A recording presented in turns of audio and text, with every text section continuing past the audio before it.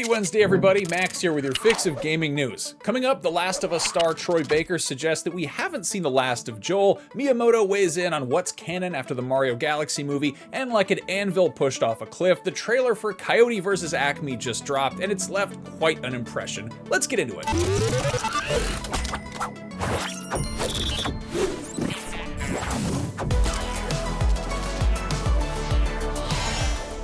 Okay, so first up, spoiler warning for anybody who somehow hasn't played the first few hours of The Last of Us Part 2, watched Season 2 of the HBO series, or had the events of those things spoiled for them already. Alright, we good? Well, as you might recall, a major catalyst for the events of The Last of Us Part 2 is Part 1's main protagonist Joel getting beaten to death with a golf club, seemingly bringing his character's story to an end. Well, Troy Baker, who played Joel in the game, seems to think that we'll see more of him in some form at some point.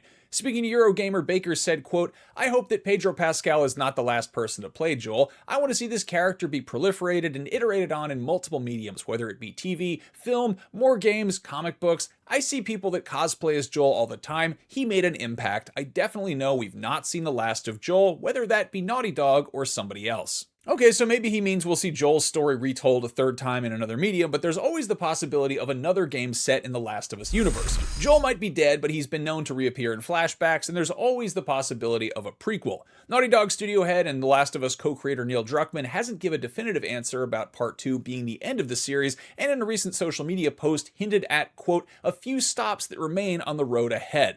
How do you feel about this? I'm personally good without any more retellings of The Last of Us, and if we do get more stories in that universe, I'd be more interested in meeting some new characters rather than just focusing more on Joel or Ellie again. Let me know. In the meantime, Naughty Dog is busy with Intergalactic, the Heretic Prophet, which probably won't involve Joel unless it's some alternate timeline version of him who has somehow wound up in outer space.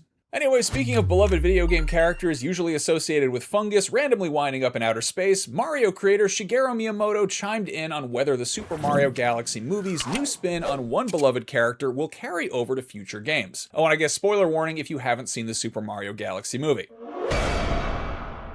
Okay, everybody good? Well, the Super Mario Galaxy movie reveals that Peach is the sister of galactic traveler Rosalina, and that both siblings were born from stardust. At a young age, the two sisters were separated when Peach was sent to live in the Mushroom Kingdom for her own safety. Here, the Toads took her in and eventually made her their queen. Miyamoto has never been too hung up on adhering to any strict canon or lore for the Mario universe. Speaking to Japanese outlet Nintendo Dreamweb, he explained, quote, "Because we don't know what kind of game we'll make next, having too many character settings can become a constraint. I'm fine with being bound by gameplay mechanics, but I don't want to be bound by having created a story, which has been the reason for not making movies for many years. But now that we've made the movie, it's become fun to expand on the characters in various ways. Therefore, we want to adhere as much as possible to the settings created in the movie in future games."